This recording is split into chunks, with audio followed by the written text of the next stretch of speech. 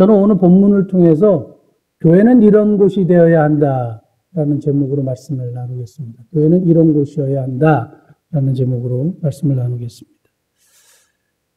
오늘 본문 말씀 보면 아주 유명한 이야기가 등장해요. 만약에 초등학교 때 주일학교를 다녔던 친구, 초등학교 때 주일학교를 다녔던 어르신들, 아마 수도 없이 들었던 이야기 중에 하나예요. 친구들이 중풍병자 걸린 사람을 침상에다 놓고 내기퉁에다 들고 예수님께 가려고 했는데 사람들이 많이 모여가지고 앞으로 갈 수 없으니까 천장으로 가가지고 지붕으로 가가지고 거기서 사람을 들어내린 거죠. 그러니까 아무도 그 당시에는 생각하지 못했던 것을 이 친구들이 했고 결국 예수님이 중풍병자의 믿음이 아니라 그 친구들의 믿음을 보시고 중풍병자를 고쳐주시는 그런 내용의 아주 유명한 일화가 소개되어 있는 말씀입니다. 저는 항상 이 말씀을 보면 두 가지에 초점을 맞췄어요. 하나는 예수님이 어떤 분이냐라는 것에 항상 초점을 맞췄고 또 하나는 친구들은 어떻게 해서 이러한 일들을 감당하게 되었는가라는 두 가지 초점을 본 거예요. 간단하게 한번 살펴보면 먼저 예수님은 5절 말씀 보시겠습니다. 2장 5절. 예수께서 그들의 믿음을 보시고 중풍병자에게 이르시되 그러면서 그들의 믿음을 보셨다 그랬어요. 중풍병자의 믿음이 아니라 그들의 믿음. 그래서 예수님은 도고를 들으시는 분이구나. 도고란 말은 과거에 중보기도라고 얘기해서 다른 사람을 위해서 기도하는 기도를 들으시는 분이구나. 중풍병자는 정말 자신의 힘으로는 도저히 일어날 수 없는 전신마비. 오늘날로 따지면 뇌졸중, 뇌출혈. 그래서 온몸이 마비된 사람이에요. 그런데 이 친구를 데리고 4명의 친구가 예수님께로 간 거죠. 이걸 다른 말로 얘기해서 예수님께 이 어려운 친구, 불쌍한 친구를 위해서 기도했다. 이렇게 우리가 적용할 수 있는 거죠. 그러니까 예수님은 도고를 들으시는 분이다. 이렇게 이제 이해할 수가 있겠고, 6절 말씀 한번 보시면, 어떤 서기관들이 거기 앉아서 마음에 생각하기를 이렇게 되어 있습니다. 아니, 어떻게 이 사람이 하나님 한 분밖에 할 수 없는 죄를 사하겠다 이런 말도 안 되는 소리를 하느냐? 이렇게 이제 서기관들이 마음에 생각한 것을 8절 한번 보실까요? 그들이 속으로 이렇게 생각한 줄을 예수께서 그 중심에 아시고 이르시되 예수님이 사람의 마음을 알고 계시다. 이건 이미 우리가 알고 있는 상식입니다. 그런데 이 사람의 마음을 알고 계시고 그렇다면 우리의 마음도 알고 계시고 그리고 이 마음을 알고 계실 뿐만 아니라 이 마음의 상태에 따라서 반응하시고 부정적인 것은 책망하시고 긍정적인 것은 칭찬하시고 하는 예수님은 사람의 마음을 아시는 분이시구나 여기를 생각했어요. 그 다음에 중풍병자에게 너 죄사함을 받았느니라 이렇게 말씀하시고 일어나 침상을 가지고 걸어가라 라고 얘기하셨을 때 전인적인 구원을 이루어주셨어요. 전인적인 구원이라는 것은 육신의 문제뿐만 아니라 영혼의 본질적인 문제까지 해결하셔서 영혼과 육신, 영육을 아울러 완전하게 구원하시는 역사를 전인적인 구원이라 그래요. 그래서 하나님이 우리를 구원하실 때는 그냥 단순하게 한쪽만 구원하시는 게 아니라 전인적으로 구원하시는 거예요. 그래서 저와 여러분들의 구원을 전인적인 구원이라고 그래요. 예수님은 전인적으로 구원하는 분이시구나 이런 생각을 했어요. 그러면서 말씀을 보았고 중풍병자의 친구들은 보니까 난관이 있었단 말입니다. 특별히 어떤 난관이 있었냐면 예수님이 모였을 때 사람들이 모였지만 거기에 어떤 사람들이 있었냐면 율법사, 서기관들, 종교 지도자들, 바리새인들. 그래서 이 사람들한테 한번 딱 찍히면 사회에 발붙이면서 살기가 굉장히 어려워요. 그 당시 예수님을 믿기로 하는 사람들은 다 출교시켜버렸거든요. 유대교에서. 그러면 그 사회에서 물건도 살 수가 없게 되고 왕따를 당하게 되고 어려운 지경에 빠지는 거예요. 근데 이 친구들이 그 사람들이 그곳에 있는 것을 알면서 위험을 감수하면서 예수님께 끝까지 나아갔다는 것과 그 다음에 본문 말씀 보시면 4절이요. 무리들 때문에 예수께 데려갈 수 없으므로 이렇게 되어 있습니다. 무리들 때문에. 사람들 때문에 데려갈 수 없었다는 이 얘기는 사람들 때문도 되지만 환경 때문이에요. 이게 나아갈 수도 없는 환경이에요. 이 환경이라는 장벽을 뚫고 예수님께 나아갔을 때 이런 역사가 있었다라는 겁니다. 그래서 예수님에 대한 초점을 맞춰봤고 중풍병자의 친구들에 대한 초점을 맞춰봤을 때 이런 역사가 일어났는데 제 마음속에 굉장히 감동적으로 다가온 게 있었어요. 이게 뭐냐? 보통 이제 설교를 할 때 강해 설교를 하잖아요. 이게 말씀이 어떤 뜻이다 뭐 이렇게 하는데 저는 오늘 조금 다르게 적용 설교를 하려고 그래요. 우리의 삶에 적용하는 적용점을 좀 찾아봤어요. 말씀을 쭉 보면서 특별히 맨 마지막 결론으로 12절 말씀 한번 볼까요? 같이 한번 읽겠습니다. 그가 일어나 곧 상을 가지고 모든 사람 앞에서 나가거늘 그들이 다 놀라 하나님께 영광을 돌리며 이르되 우리가 이런 일을 도무지 보지 못하였다 하더라. 아멘. 사람들이 이제까지 중풍병자가 일어나는 것을 본 적도 없어요. 그런데 기적이 일어났어요. 그리고 그 기적의 한복판에 예수님이 계시고 하나님만이 하실 수 있는 너 죄사함을 받았다. 이렇게 얘기하는 겁니다. 당시 랍비의 교훈을 살펴보면 모든 병의 근원은 인간의 죄라고 봤어요. 지금도 그런 생각이 강합니다. 인간의 죄라고 봤는데 예수님이 그들의 생각에 동조해 주시는 것이 아니라 그들의 생각을 정확하게 간파하시고 그들에게 나는 죄사하는 권세가 있고 죄사하는 권세가 있기 때문에 그 죄로 발생한 병의 문제를 고칠 수 있는 능력을 가진 메시아다라는 것을 보여주시는 거예요. 그렇기 때문에 예수님께서 내 죄사함을 받았느니라 하시고 일어나 내 침상을 가지고 걸어가라 이렇게 말씀하신 거예요. 그래서 그것을 본 사람들이 하나님께 영광을 돌렸어요. 이걸 보고 교회가 진짜 이런 곳이어야 합니다. 제 결론은 이거였어요. 왜 예수님은 진짜잖아요. 예수님은 어제나 오늘이나 동일하신 분이고 예수님의 역사는 일어나야 하고 예수님께 나오는 자는 변화가 있어야 되고 치유가 일어나야 하는데 왜 우리 교회 공동체는 이런 것들이 사라졌을까? 왜 우리 공동체는 이러한 것이 사라졌을까? 기독교 역사를 살펴보면요. 로마의 엄청난 박해 속에서 우리 기독교가 이렇게 엄청나게 급성장을 했습니다. 왜 그러냐면 사람들이 아무리 때려 죽이고 사자굴에 집어넣고 폭행을 가하고 왕따를 시키고 그래서 무덤 밑에 카타콤이라는 곳에서 집단을 거주하며 그렇게 어렵게 살아도 기독교인의 수가 줄어들진 않는 거예요. 왜냐하면 두 가지를 뽑습니다. 하나는 탁월한 도덕성, 두 번째는 기사와 이적이에요. 기독교인들에게 하나님을 믿는 예수님을 믿는 사람들에게 병을 고치는 능력이 일어나요. 사람이 변화되는 역사가 일어났기 때문이에요. 우리 대한민국의 이 한국교회가 엄청나게 성장할 수 있었던 가장 근본적인 원인 뽑는다면 기사와 이적이에요. 교회 안에 사람이 정말 치유되는 거죠. 병이 나아버리는 거죠. 오랫동안 쓰지 못해서 안진뱅이로 살아왔던 사람이 일어나 걷는 거죠. 그것이 우리 한국교회에 실질적으로 일어났고 지금은 간간히 일어나요. 간헐적으로 일어나죠. 자주 일어나고 늘 일어나는 것이 아니라 간헐적으로 일어나요. 그 뭔가 문제가 있는 거죠. 그래서 저는 교회가 이런 곳이 돼야 되겠구나. 그래서 모든 사람이 하나님께 영광을 돌리는 그런 곳이어야 되겠다라는 것이 마음에 큰 감동으로 다가왔습니다. 그래서 오늘 본문을 통해서 교회는 이런 곳이어야 한다. 말씀을 나누기 원합니다. 4가지만 말씀드릴게요. 첫 번째요. 교회는 성도들이 함께 침상을 들고 예수께 나아가는 곳이어야 한다. 다시요.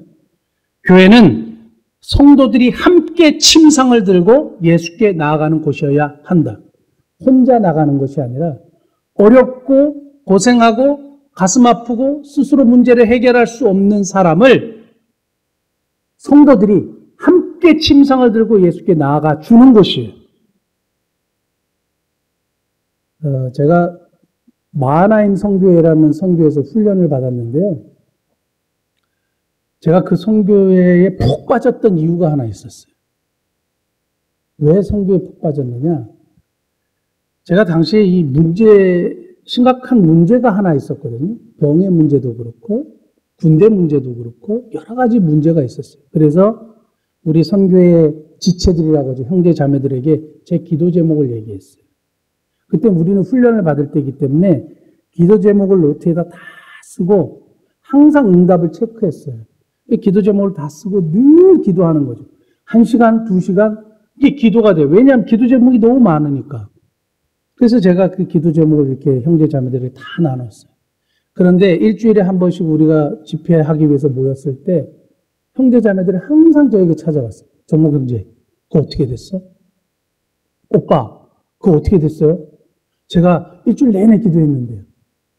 사람들이 오면서 수십 명의 사람들이 물어보는 거예요. 내가 기도하고 있다.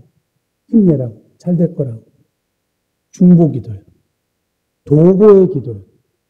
저는 한 사람의 문제를 가지고 여러 하나님의 공동체인 사람들이 함께 이 문제를 예수 있게 가지고 나가는 그런 곳이 교회여야 한다라는 사실을 여러분들에게 분명히 말씀드리고 싶고 그런 곳이어야 하고 우리 교회가 그런 곳이 되어야 한다는 겁니다.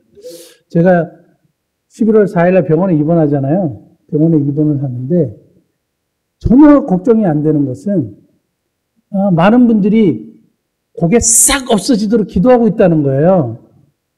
하나님이 들으실까요? 듣지 않으실까요? 이거 벌써 믿음이 없어요. 들으실 수도 있고 안 들으실 수도 있지. 들으실 수도 있고 안 들어줄 수도 있죠. 그러나 기도하는 거예요. 그리 아니하실지라도 감사는 제가 하는 거고 우리는 기도하는 것이고. 그래서 성도들이 한 사람을 침상에 올려놓고 예수께 데려가는 곳이에요. 그럼 거기에 뭐가 있겠어요? 관심이 있고 사랑이 있고 서로 격려가 있고 위로가 있는 거예요. 그게 교회 공동체예요. 그게 교회 공동체. 우리는 사실 좀 너무너무 소목하고 아직 이제 우리가 탁 틀이 잡히지 않아서 좀 그런 것이 좀 부족한 교회이긴 합니다만 이제부터 우리는 침상 위에 사람을 올려놓고 예수께 데려가는 곳이어야 돼요. 그래서 우리 임시한 성도님의 손녀 유주 수술하고 지금 중환자실에서 일반 병실로 가야 되는지 이렇게 지켜보고 있는 상태에서 유주를 침상에 올리고 우리가 데려가는 거예요. 기도하는 거예요. 사랑하는 성도 여러분, 교회는 성도들이 침상을 들고 예수께 나아가는 곳이어야 합니다. 두 번째, 교회는 선한 생각을 품는 곳이어야 한다. 선한 생각을 품는 곳이어야 한다. 이게 무슨 말이냐? 오늘 서기관들이 아니 저 사람이 도대체 누군데 하나님 참남하게 내재 사함을 받았느니라 이렇게 말하는 거야. 하나님만이 하실 수 있는 것을 어떻게 그렇게 하는 거야? 하니까 예수님이 그 마음에 생각을 하시고 주님은 생각을 하시는 분이에요. 근데 반응하셔서 책망하셨잖아요. 무서운 겁니다. 항상 성경에 보면 사람의 생각을 예수님이 반응하셨어요. 하나님이 반응하셨어요. 우리 성경 한 번만 찾아볼게요. 사무엘하 6장 16절. 사무엘하 6장 16절. 사울의 딸 미갈이 다윗을 좋아해서 다윗하고 결혼을 했잖아요. 근데 다윗이 하나님의 법궤가 들어오는 걸 보고 막 춤을 췄어요. 춤을 추니까 미갈이 어떻게 했느냐? 창으로 내다보다가 여호와의 궤가 다윗성으로 들어올 때 사울의 딸 미갈이 창으로 내다보다가 다윗 왕이 여호와 앞에서 뛰놀며 춤추는 것을 보고 뭐요? 심중에 그를 업신여겼어요. 그래 여기서 끝났으면 좋은데 성경 한 가지 더 얘기해요. 심중에 업신여겨서 어떤 결론이 있었죠? 아이를 갖지 못했어요. 하나님이 딱 책망하신 거예요. 하나님의 교회, 하나님이 함께 하시는 것이 너무 기뻐서 춤추었던 남편 다윗을 심중에 업신여기는 것을 보고 하나님이 괘씸하게 보신 거예요. 그러니까 심중에 품은 생각인데요. 누구한테 말한 것도 아니에요. 하나님이 반응하시는 거예요. 한 가지만 더 살펴보겠습니다. 누가복음 12장 17절. 어리석은 부자의 얘기인데요. 심중에 생각하여 이르되 내가 곡식을 쌓아둘 곳이 없으니 어찌할까. 부자가 소출이 너무 많아가지고 사업을 해가지고 돈을 너무 많이 버는 거예요. 그러니까 이거를 도대체 어느 은행에다가 쌓아둘까? 우리 은행을 사용할까? 신한은행에다 신한은행에 너무 많이 쌓아뒀으니까 우리 은행에 써야지. 아니면 은행 계좌를 더 많이 오픈해야지. 뭐 이런 개념이에요. 그러니까 그거를 마음속으로 생각했어요. 근데 하나님이 반응하시잖아요. 어리석은 자요. 오늘 내가 네 영혼을 데려가면 네 예배하는 것이 누구 것이 되겠느냐. 심중에 생각하는데 하나님이 반응하신단 말이에요. 그렇다면 교회는 무슨 것이 되어야 하느냐? 선한 생각을 품는 곳이 되어야 돼요. 하나님의 성도들이 선한 생각을 품는 곳이 되어야 해요. 우리는 너무 부정적인 이야기가 입 밖으로 툭 튀어나올 때가 너무너무 많아요. 오늘도 제가 개인적인 얘기해서 죄송합니다. 그래서 우리 집사람 보고 제 아내 보고 그랬어요. 당신은 참 멋진 여자야. 기분이 엄청 나빴을까요? 좋았을까요?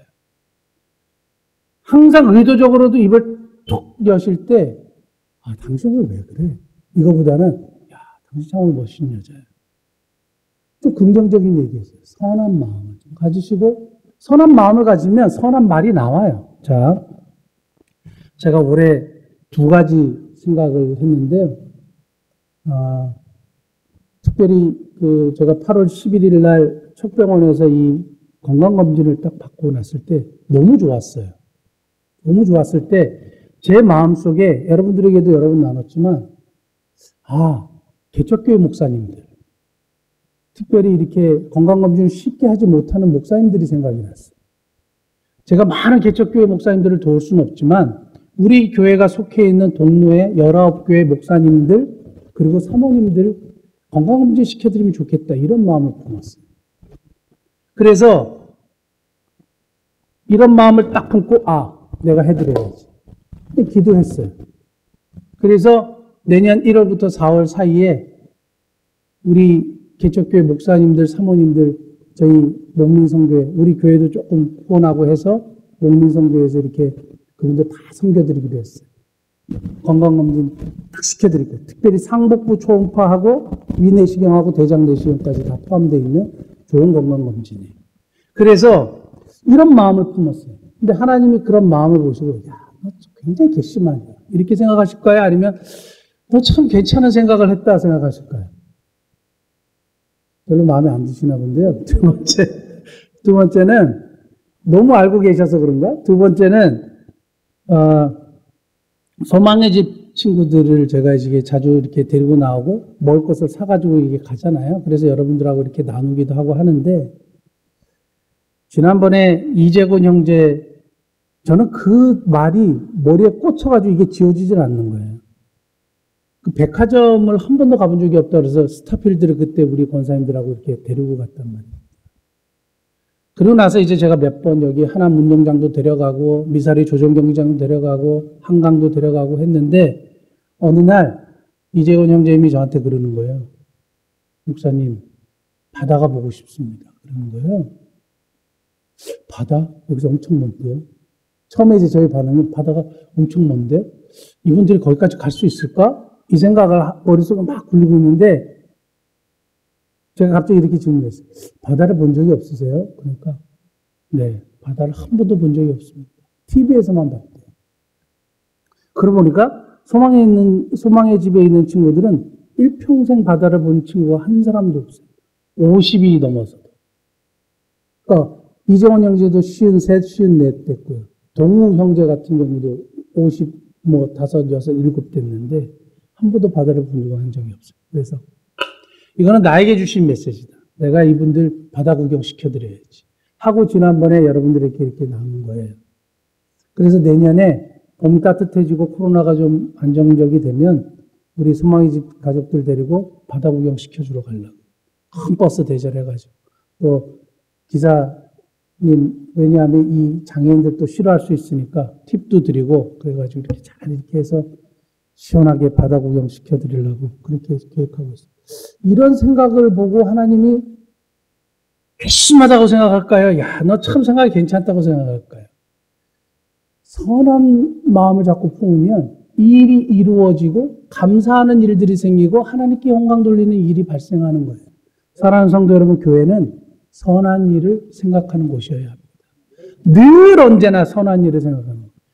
자, 우리가 어떤 문제가 닥칠 거라고 생각하는 경우가 있잖아요. 그래서 이게 좋은 결론이 날 수도 있고 나쁜 결론이 날 수 있어요. 병의 문제도 그렇고 우리가 병의 문제를 고민하는 분들 많고 나중에 치매가 걸릴까 봐 걱정하는 분들도 있고 나중에 아프면 어떡하지? 나 그냥 이렇게 건강하게 살다가 탁 죽으면 좋겠는데 이렇게 생각하는 분들이 의외로 굉장히 많잖아요. 우리 어르신도 아마 다 그러실 거예요. 그런데 그런 생각이 자리 잡을 때 여러분들 무슨 생각을 해야 되는지 아세요? 항상 긍정을 선택하세요. 그게 성경적이에요. 가능성이 두 가지지만 왜 굳이 안 좋은 쪽으로 생각하세요? 근데 이상하게 우리는 거기에다 자꾸 포커스를 맞춰요. 늘 긍정을 생각하는 거예요. 늘 선한 것을 생각하는 거예요. 그리 아니하실지라도 감사하는 것이 우리들의 신앙 고백이고 항상 우리는 선한 것, 긍정적인 것, 감사한 것을 생각하고 선택하는 겁니다. 그래서 교회는 선한 것을 품는 곳이어야 한다. 선한 생각을 품는 곳이어야 한다. 세 번째요. 교회는 전인적인 구원이 일어나는 곳이어야 한다. 전인적인 구원이 일어나는 곳이어야 한다. 이 말은 오늘 중풍병자의 육신의 문제를 가지고 사실은 나왔단 말입니다. 나왔단 말입니다. 그런데 예수님은 그 중풍병자의 본질의 문제예요. 영혼의 문제예요. 죄 사함이 없으면 구원을 받지 못해요. 그리고 하나님의 자녀로 될 수가 없어요. 그리고 그 영혼의 본질의 문제를 예수님이 해결하시는 겁니다. 그러니까 육신의 문제를 가지고 나왔는데 영혼의 문제까지 해결해 주셨습니다. 그것이 사실은 교회 공동체 안에서 일어나는 일이에요. 세상사 시달리고 그리고 사업이 망하고 어려움을 겪고 인간관계가 깨지고 이래가지고 마음이 너무 아파서 교회를 찾아왔어요. 세상적인 일로 육신적인 일로 교회를 찾아온 거예요.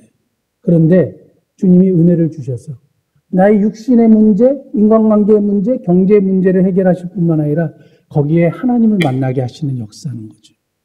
사랑하는 성도 여러분, 우리 교회가 이런 전인적인 구원이 일어나는 교회가 될 수 있기를 간절히 원합니다. 누가복음 17장에 지난번에 제가 한번 설교 말씀을 나눈 적이 있는데요. 나병 환자 10명이 등장하는 사건이 나와요. 그래서 불쌍히 여겨주십시오 예수님께 막 소리를 치잖아요. 그러니까 예수님이 아주 독특한 케이스로 말씀하세요. 너희 몸을 제사장에게 보여라. 그러니까 말씀만 하셨어요. 그러니까 10명이 희한하게도 그 말씀을 믿고 갔어요. 길거리로 가는 도중에 나병이 나아버린 거예요. 나병이 나았어요. 있을 수도 없고 놀라운 일이에요. 자기들도 아마 이게 어떻게 된 일이지? 아마 깜짝 놀랐을 겁니다. 그런데 10명 중에 한 사람만 예수님께 돌아왔어요. 그리고 한 사람만 돌아와서 감사했어요. 여기 아주 중요한 교훈이 있는데요. 예수님이 뭐라고 말씀하셨냐면 누가복음 17장에 19절에 너 믿음이 구원하였다. 자, 17절부터 한번 보시면 예수께서 대답하여 이르시되 10사람이 다 깨끗함을 받지 아니하였느냐? 그 아버는 어디 있느냐? 18절 이 이방인 외에는 하나님께 영광을 돌리러 돌아온 자가 없느냐 하시고 19절 같이 보시겠습니다. 그에게 이르시되 일어나 가라 너 믿음이 너를 구원하였느니라 하시더라. 오직 전인적인 구원은 예수님께 돌아와 감사를 했던 이 이방인 한 사람에게만 이루어졌어요. 육신의 질병이 치유될 수도 있어요. 교회 공동체 안에서 교회에 와가지고 육신의 질병이 치유될 수 있어요. 그런데 궁극적으로는 전인적인 치유가 일어나요. 제가 폐결핵에 걸려가지고 폐결핵 때문에 주님을 찾았는데 폐결핵도 고침을 받고 제가 예수님을 정말 인생의 구주와 주님으로 영접을 했거든요. 이걸 전인적인 구원이라고. 여러분 육신의 질병이 치유된 것만으로 그냥 만족하면 그건 뭐 어떻게 하겠어요.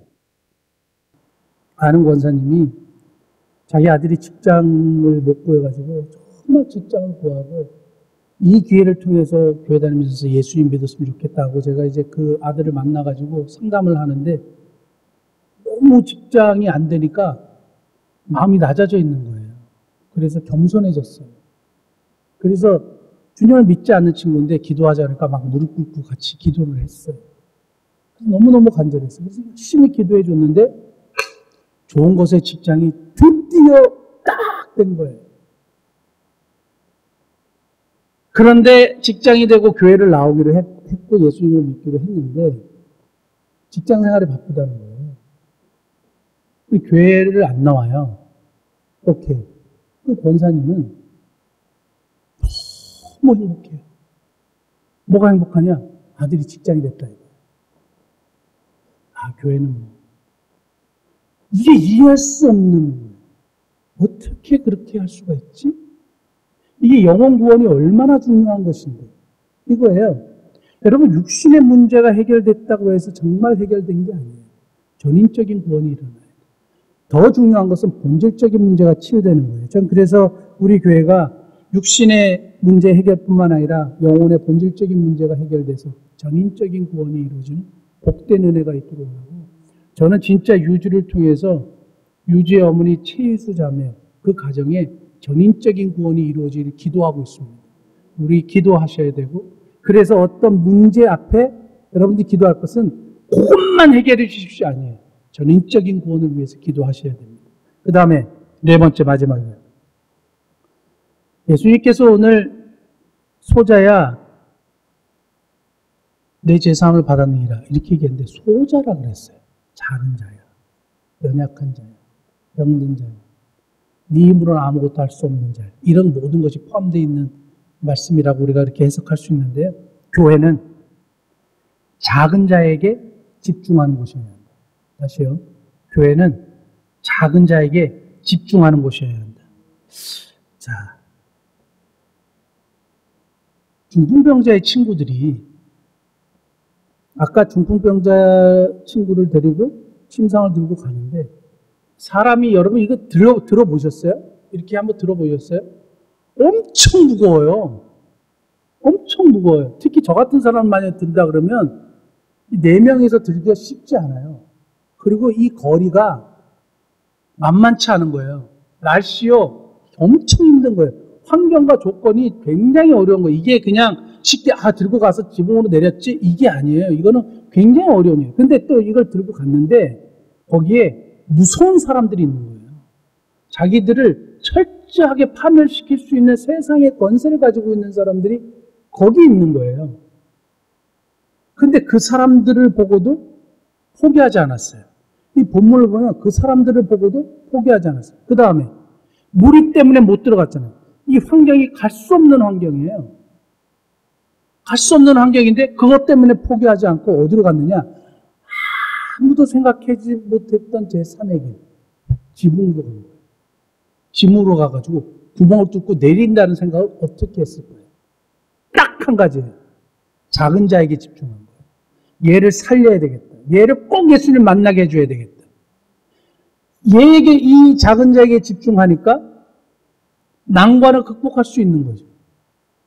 교회에 이런 하나님의 영광을 돌리는 역사, 기적의 역사가 사라진 이유 중에 하나는 너무 사람 눈치 보고, 너무 환경 보고, 막 이런 것을 막 재고 따지고 그러다 보니까 지붕을 뚫어야 된다는 생각 자체를 못하는 거예요. 그러니까 하나님의 역사에 근접하러 가다가 상황과 환경과 사람 때문에 그냥 포기해버리는 거죠. 사랑하는 성도 여러분, 이런 것을 극복할 수 있었던 것은 작은 자, 중풍병자에게 집중했기 때문에, 이 사람만 보았기 때문에 손해를 볼 수 있죠. 그런데 중풍병자를 보면서 그 일들을 극복해 갔을 때 하나님의 역사를 보게 된 겁니다. 저는 교회가, 그리고 성도들은 사람에게 마땅히 관심이 있어야 된다고 생각하고 그래야 된다고 확실히 믿습니다. 여러분 관심이 있으세요? 사람들에게 관심이 있으시냐고, 영혼에 대한 관심이 있으시냐고. 예수님을 만나면 정말 이런 일이 일어날까요? 일어나죠. 그게 우리의 신앙 고백이죠. 그건 확실한 건데, 어제 미얀마의 김균배 선교사님이 연락이 왔는데 전도지를 만드는데 좀 도움을 주실 수 있냐고 했어요. 그래서 제가 한참 생각을 하다가 한 2,000장 정도 만들 수 있는 것을 후원해 드렸는데, 그러면서 제가 탁 떠오른 생각이 하나 있었어요. 필요하다고 그냥 성경금을 보내고 이런 것에 대해서 저 굉장히 조심하거든요. 근데 갑자기 선교 역사가 하나가 떠올랐어요. 옛날에 인도에요. 미국 선교사님이 이렇게 차를 타고 쭉 가는데 저쪽에 가난한 애들이 너무너무 불쌍하게 보이는 거예요. 그래서 창문을 열고 인도 말로 예수님 믿으라고 하고 가스펠 트랙스라 그래. 이 전도지를요. 이 가스펠 트랙스 이렇게 던졌어요. 그러니까 아이가 저쪽에서 이렇게 뛰어오더니 돈인 줄 알았겠죠. 팍 뛰어와가지고 주셨는데 이걸 읽더라는 거예요. 근데 몇 년 후에 이 아이가 그 선교사님을 찾아왔어요. 그 전도지를 예수님 믿었다는 거예요. 말이 됩니까? 거기서 그게 일어난 거예요. 그래서 제가 선교지에 이 전도지를 만드시라고 보내면서 기도했어요. 이런 역사예요. 그러면서 우리 지금 엘리베이터에 붙이지 않습니까? 마스크 붙이지 않습니까? 언젠가는, 지금은 아무것도 아니에요. 그냥 교회의 이미지를 좀 좋게 하려는 마음. 근데 거기에 Jesus loves you. 하나님은 당신을 사랑하십니다. 아무것도 아니지만은 언젠가는 가슴이 답답하고 힘들고 고통스러운 사람이 우연히 그 문구를 발견하고 그것이 한 번 위로를 딱 준다면 이건 굉장히 의미 있는 일이겠다. 그런 마음으로 붙여야 되겠다. 다시 한번 새삼스럽게 생각을 하게 된 겁니다. 영혼을 구원하는 일, 소자에 대한 관심, 우리 미사 목림교의 우선순위입니다.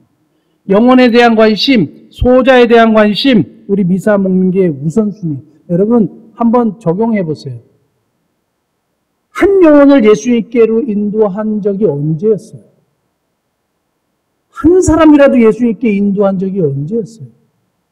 신앙생활을 수십 년 하면서 정말 한 사람을 주님께로 인도한 적이 도대체 언제였냐?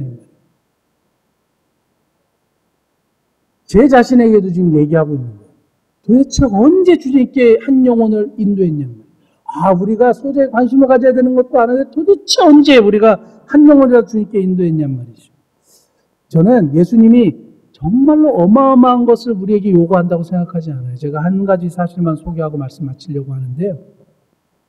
2000년대 초에 지금 우리나라 서울대 병원 있지 않습니까? 서울대 병원에 이 암병동, 특히 어린이 암병동에 항상 초코파이하고 야쿠르트 있죠.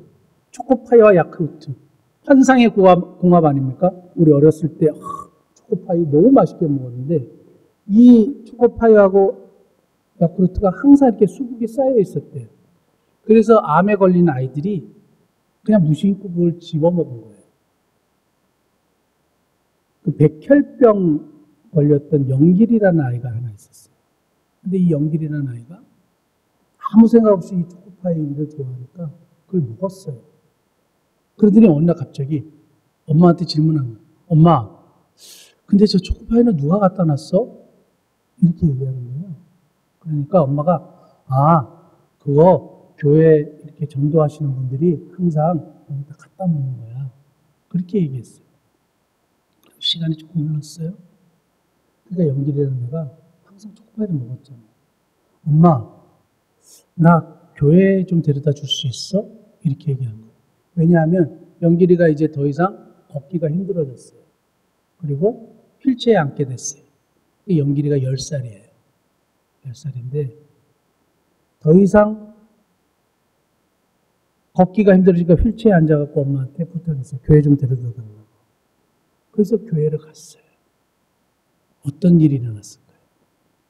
병이 확 났으면 좋겠지만 그러진 않았어요. 그 아이가 예수님을 구주와 주님으로 영접하고 천국으로 갔어요. 그런데 그것을 계기로 영길이 때문에 교회를 찾아왔던 엄마 아빠가 예수님을 영접했어요. 그 사람이 탤런트 김명국이라는 분이에요. 김명국 부부의 아이 김명길이가 백혈병에 걸려서 죽게 됐는데 그 아이가 초코파이 하나 때문에 교회를 가게 돼요. 여러분, 큰 일을 했어요. 교회 전도 대원들이요? 아니요. 초코파이하고 야쿠르트만 늘 사고 갖다 놓은 거예요. 예수 믿으라고 막 엄청 난리를 치고 막 한 것도 아니에요. 그냥 거기다 그걸 갖다 놓은 거예요. 우연히 영길이가 그걸 계속 먹다가 이 초코파이를 누가 줬지? 교회 분들이야. 그래서 엄마 교회 한번 가게 해줘. 교회 가서 마음의 안식을 찾고 예수님을 알게 되고 예수님 영접했다 이거예요. 마스크 한번 붙이는 거. 저는 여러분들이 좀 저를 대신해서 더 했으면 좋겠어요. 제가 하면 항상 붙어 있었으면 좋겠다는 생각이 늘 들어요. 관심을 좀 가져주세요. 손소독제도 마찬가지예요. 아무것도 아니지만 거기 하나님을 사랑하십니다. 언제 10년이 지나서요. 어느 분이 갑자기 과거에 그 마스크 생각이 날 줄 누가 알겠어요. 하나님이 하시는 일이잖아요. 그러므로 우리는 작은 것에 관심을 가질 수 있는 하나님 백성들 되어야 되고 정말 작은 소자에게 집중할 수 있는 곳이어야 합니다. 4가지 말씀드렸습니다. 첫째, 교회는 성도들이 함께 침상을 메고 예수께 나아가는 곳이어야 한다.